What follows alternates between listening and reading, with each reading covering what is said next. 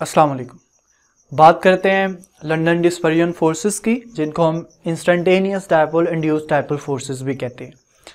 इससे पहले हमने बात की है कि जब सब्सटेंस पोलर होता है तो उसमें डायपोल डायपोल फोर्सेस होती है। जब हम एक पोलर और नॉन पोलर को मिक्स करते हैं तो उसमें डिबाई फोर्सेस होती हैं, डायपोल इंड्यूस्ड डायपोल फोर्सेस होती हैं। अब अगर एक सब्सटेंस जो है वो प्योरली नॉन पोलर है तो उस पर कौन सी फोर्सेस होंगी? अब फोर्सेस तो होती हैं, जैसे हम बात करते हैं कि नोबल गैसेस जो है हम उनको लिक्विड में कन्वर्ट कर सकते हैं। अब एक गैस को लिक्विड में कन्वर्ट तो तभी कर सकते हैं ना, वो तभी होगी जब उसमें अट्रैक्शन बढ़ेगी और अट्रैक्शन के बढ़ने से वो लिक्विड में चला जाएगा। तो अब अट्रैक्शंस तो होती हैं, तो इसको एक्सप्लेन करने के लिए जो है एक साइंटिस्ट फ्रिट्ज लंदन जो है उसने इसमें फोर्सेस को एक्सप्लेन किया। वो किस तरह है उसको देखते हैं हम। फॉर एग्जाम्पल नियॉन है, तो हम इसको सिंबलाइज कर लेते हैं, ये एटम है, कोई भी नोबल गैस है, नॉन पोलर एटम है, इसमें ये इलेक्ट्रॉन्स है। अब या हीलियम कह लें आप बेशक इसको। ये जो एटम है इसमें जो इलेक्ट्रॉन्स हैं ये कॉन्टिन्यूसली मूव कर रहे हैं। अब जब ये मूव कर रहे हैं तो इसके जो नेबरिंग एटम्स हैं, जब हम इसको मतलब गैस के मालिक्यूल्स हैं, गैस को हम प्रेशराइज करते हैं तो मालिक्यूल्स एक दूसरे के क्लोज आ जाते हैं। डेफिनेट बात है, जब ये गैसेस होंगी तो मालिक्यूल्स बहुत दूर होते हैं तो इंटरमॉलिक्यूलर फोर्सेस बहुत ही वीक होंगी या नहीं होंगी। तो हम इसको जो है क्या करते हैं, मालिक्यूल्स इनके करीब है तो एक और मालिक्यूल इसके करीब आता है, उससे क्या होगा कि इनमें जो इलेक्ट्रॉनिक क्लाउड है, इलेक्ट्रॉन्स को रिपेल करेंगे। ये इलेक्ट्रॉन्स जो मूव कर रहे हैं ये इस इलेक्ट्रॉन को रिपेल करेंगे। जब ये इलेक्ट्रॉन रिपेल होंगे तो ये मालिक्यूल जो है इसकी शेप थोड़ी डिस्टर्ब होगी, इलेक्ट्रॉनिक क्लाउड डिस्टर्ब होने की वजह से। ये कैसे हो जाएगा, इसमें जो इलेक्ट्रॉन्स हैं, इलेक्ट्रॉन्स मतलब जो नेगेटिव चार्ज जिनका है वो अवे चले जाएंगे इस तरफ, जबकि जो इसका न्यूक्लियस है ये इस तरफ आएगा, मतलब इसमें थोड़ी सी पोलैरिटी डेवलप हो जाएगी। तो ये इलेक्ट्रॉन जब तक यहाँ पे है, जब ये यहाँ पे मूव कर रहा है, ये तब तक के लिए थोड़ा सा डिफॉर्म हो जाएगा, मतलब इसकी शेप थोड़ी सी मतलब ये पोलर हो जाएगा। तो इसको हमने क्या किया, ये वक्ती तौर पे डायपोल बन जाएगा। तो इसको हम बोल देते हैं ये इंस्टेंटेनियस लम्हाती, इंस्टेंटेनियस डायपोल। तो ये वक्ती तौर पे क्या बन जाता है, डायपोल। अब ये डायपोल बना तो है लेकिन इसके साथ और भी तो मॉलिक्यूल्स हैं। अब इसके साथ वाला जो मॉलिक्यूल होगा वो इस फॉर्म में पड़ा होगा पहले, लेकिन जब इसके साथ एक पोलर मॉलिक्यूल है, बेशक वो इंस्टेंट वक्ती तौर पे बना है, जितनी देर के लिए भी वो डायपोल है, तो इसका नेगेटिव चार्ज जब इसको जो है वो रिपेल करेगा तो इसकी शेप भी कैसी हो जाएगी, ये मॉलिक्यूल जो है इसमें पोलैरिटी आ जाएगी। और वो कैसे आएगी, इसकी शेप भी चेंज हो जाएगी, पॉजिटिव चार्ज इस तरफ और नेगेटिव इस तरफ। अब ये वक्ती तौर पे बना और इसने इसमें पोलैरिटी डेवलप कर दी है, तो ये क्या हो गया, इसमें पोलैरिटी दूसरे मॉलिक्यूल की वजह से आई है। जब हम इसको इसमें भी तो पोलैरिटी लेके आए हैं, हमने इसको इंड्यूस क्यों नहीं कहा? हमने इसको इंड्यूस इसलिए नहीं कहा क्योंकि ये पोलर से नहीं बना। जब एक पहले से पोलर हो, वो बेशक इंस्टेंटेनियस हो या कोई भी पोलर हो, जब एक पोलर से दूसरे में पोलैरिटी आती है तो तब हम बोलते हैं इंड्यूस्ड डायपोल। तो अब देखें ये वक्ती तौर पर डायपोल बना, इसको एक नॉन पोलर ने बनाया था पोलर इलेक्ट्रॉन्स की वजह से, तो ये एक डायपोल है, ये भी एक डायपोल है। अब ये दो डायपोल्स के दरमियान अट्रैक्टिव फोर्सेस आ जाएंगे यहाँ पे, इसका पॉजिटिव इसके नेगेटिव को क्या कर सकता है, अब अट्रैक्ट कर सकता है। तो ये इंस्टेंटेनियस डायपोल है जबकि ये इंड्यूस्ड डायपोल है। तो इंस्टेंटेनियस डायपोल और इंड्यूस्ड डायपोल के दरमियान जो अट्रैक्टिव फोर्सेस है उसको हम बोल देते हैं instantaneous dipole and induced dipole forces.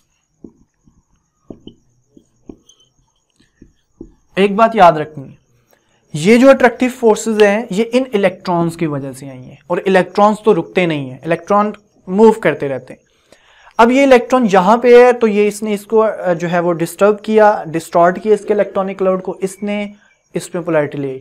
अब ये इलेक्ट्रॉन यहाँ से मूव कर जाएगा आगे, जो ही ये इलेक्ट्रॉन यहां से मूव कर जाएगा आगे तो ये पोलैरिटी, ये सारी अट्रैक्शन खत्म हो जाएगी इस तरफ से। अब ये इलेक्ट्रॉन जिस तरफ अब इलेक्ट्रॉन इधर आ गए हैं तो इस तरफ के एटम्स को डिस्टर्ब करेंगे और पोलैरिटी इस तरफ डेवलप होना शुरू हो जाएगी, पोलैरिटी इस तरफ। तो पोलैरिटी जो है, जो जिस तरफ को इलेक्ट्रॉन मूव करते जाते हैं उस तरफ को पोलैरिटी डेवलप होती जाती है। तो इसका मतलब है कि ये जो अट्रैक्टिव फोर्सेस है ये मोमेंटरी हैं, लम्हाती, एक लम्हे के लिए फोर्सेस आती हैं और वो ये वैनिश हो जाती है, गायब हो जाती है, खत्म हो जाती हैं। तो दीज आर मोमेंटरी, मोमेंट के लिए momentary forces of attractions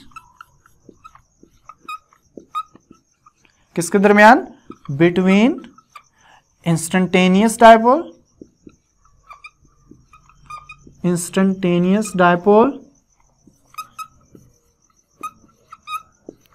and induced dipole.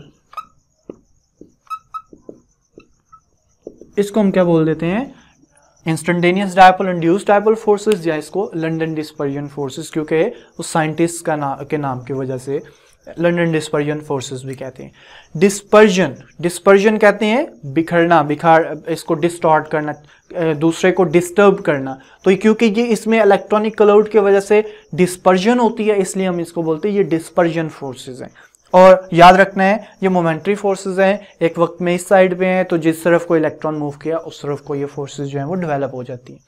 तो इस तरह से हम जो है वो नॉन पोलर सब्सटेंसेस में जो लंदन डिस्पर्जन फोर्सेस है उनको हम एक्सप्लेन करते हैं। इसी तरह जैसे नॉन पोलर में एक और एग्जांपल मैं आपको दे दूं तो जैसे हाइड्रोकार्बन्स है, तो हाइड्रोकार्बन्स में भी जो अट्रैक्टिव फोर्सेस होती हैं वो लंदन डिस्पर्जन फोर्सेस होती हैं। अब हम बात करते हैं इनके फैक्टर्स की जो कि जिन पर ये डिपेंड करते हैं। फैक्टर्स देखें तो ये 3 फैक्टर्स हैं जो इसमें हम पढ़ेंगे। पहला फैक्टर है साइज ऑफ इलेक्ट्रॉनिक क्लाउड। तो मैंने एक्सप्लेन किया है कि एक एटम का जो इलेक्ट्रॉनिक क्लाउड है वो दूसरे एटम के इलेक्ट्रॉनिक क्लाउड को डिस्टॉर्ट करता है, डिस्पर्स करता है और उसमें पोलैरिटी डेवलप हो जाती है और फोर्सेस आ जाती हैं। तो इसका मतलब है इलेक्ट्रॉनिक क्लाउड जितना बड़ा होगा, जितना ज़्यादा होगा, उसका इलेक्ट्रॉनिक क्लाउड थिक होगा, वो उतना ही दूसरे को क्या करेंगे, मतलब जितना वो ज़्यादा फैला होगा और उतना ही वो दूसरे जो नेबरिंग एटम्स होंगे उसको ईजीली डिस्टॉर्ट कर सकेगा और पोलैरिटी आसानी से आएगी। तो साइज ज़्यादा तो ये फोर्सेस भी ज़्यादा, तो हम कह सकते हैं ये डायरेक्टली रिलेट करेगा लंदन फोर्सेस। क्या मैंने बताया है कि साइज ऑफ इलेक्ट्रॉनिक क्लाउड जितना ज़्यादा होता जाएगा, जितना बड़ा होता जाएगा साइज, उतना ही इसमें लंदन फोर्सेस भी ज़्यादा आएंगी। इसका अगर आपने देखना है तो आप देख सकते हैं नोबल गैसेस को। जो नोबल गैसेस हैं उनका जो मेल्टिंग और बॉइलिंग पॉइंट्स हैं वो डाउन द ग्रुप इंक्रीज करते हैं। नोबल गैसेस के boiling points increases down the group. क्योंकि down the group helium, neon, argon, krypton, xenon और रेडॉन, ऊपर से नीचे जब हम मूव करते हैं तो साइज बढ़ता है। हीलियम से ज़्यादा साइज बड़ा जो है वो नियॉन का, इस तरह मूव करते जाए नीचे तो साइज इंक्रीज होता है, जिसकी वजह से इलेक्ट्रॉनिक क्लाउड बड़ा होता है और वो डिस्टॉर्शन जो है ना वो इजी हो जाती है। इसलिए हम बोलते हैं कि इसमें जो लंदन डिस्पर्जन फोर्सेस हैं वो ज़्यादा होंगी। नियॉन में फोर्सेस हीलियम से ज़्यादा हैं, आर्गन में उससे ज़्यादा, जबकि क्रिप्टॉन में उससे ज़्यादा और सबसे ज़्यादा इन सब में से जीनॉन में ज़्यादा होंगी। नेक्स्ट हम बात करते हैं पोलराइजेबिलिटी। पोलराइजेबिलिटी है, इसको आप पढ़ें पोलराइज एबिलिटी, मतलब ये ability to form poles. Polarizability क्या है, पोल्स बनाने की सलाहियत। तो अभी बात क्या है, हमने इससे पहले क्या देखा है, पोल्स बन जाते थे तो फोर्सेस आ जाती थी। तो इसका मतलब है, तो बात तो वही है, पोलराइजेबिलिटी। अगर किसी में पोल्स बनाने की सलाहियत ज़्यादा है वो जल्दी पोल्स बना लेगा और पोल्स जल्दी बन गए तो अट्रैक्शन जल्दी आ जाएगी। तो पोलराइजेबिलिटी अगर ज़्यादा हो जाएगी तो इसका मतलब है अट्रैक्टिव फोर्सेस भी क्या होंगी, ज़्यादा। एग्जाम्पल देखते हैं। तो एग्जाम्पल इसमें आप देख,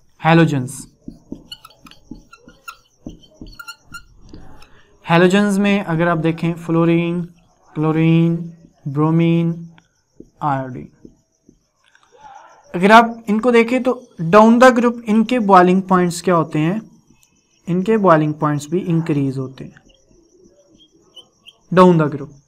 अब इसकी रीजन भी यही है क्योंकि डाउन द ग्रुप हैलोजेंस का साइज बड़ा होने की वजह से इसमें भी ये फैक्टर आएगा। साइज बड़ा होने की वजह से ही इलेक्ट्रॉनिक लोड बड़ा होता है, जिसकी वजह से बड़े साइज के एटम में पोल्स बनाने की सलाहियत ज़्यादा होती है। तो पोलराइजेबिलिटी डाउन द ग्रुप ज़्यादा हो जाती है। इस वजह से ये जो आयोडीन है आप देखते हैं ये सॉलिड होती है, इतनी प्रोमिनेंट होती है ये चीज़ कि ये गैसेज हैं, ये लिक्विड है, जबकि जो इसमें लास्ट पे जब हम आ जाते हैं ग्रुप में तो वो सॉलिड हो जाता है। इसको हम एक्सप्लेन करते हैं कि ये इनमें जो अट्रैक्टिव फोर्सेस बढ़ जाने की वजह से। क्यों? क्योंकि इसमें पोलराइजेबिलिटी इंक्रीज होती है। और लास्ट पे है नंबर ऑफ एटम्स। इसको हम एक्सप्लेन करते हैं, नंबर ऑफ एटम अगर ज्यादा होंगे तो लंदन डिस्पर्जन फोर्सेस भी ज्यादा होगी। तो इसका मतलब है इसके सारे फैक्टर्स डायरेक्टली रिलेट करते हैं, आपको याद रखने में आसानी होगी। इसमें एग्जाम्पल हम देखते हैं इथेन और हेक्सेन। इथेन का फार्मूला है C2H6 जबकि हेक्सेन है C6H40। इसमें नंबर ऑफ एटम्स अगर आप देखें तो 8 हैं। ये सिर्फ अगर कार्बन देख लें तो 2 कार्बन है जबकि इसमें 6 कार्बन है। तो नंबर ऑफ एटम्स मॉलिक्यूल में जो है इसमें कम है, इसमें ज्यादा, इसीलिए इसका जो बॉइलिंग पॉइंट है -88.6 डिग्री सेंटीग्रेड है, जबकि हेक्सेन जो है इसका 68.7 डिग्री सेंटीग्रेड है। तो ये माइनस में है जबकि वो प्लस में है और वो 68.7 डिग्री सेंटीग्रेड है, जिससे ये बात क्लियर होती है कि इसमें इंटरमॉलिक्यूलर फोर्सेस ज्यादा है, इसीलिए तो उसका बॉइलिंग पॉइंट भी ज्यादा है।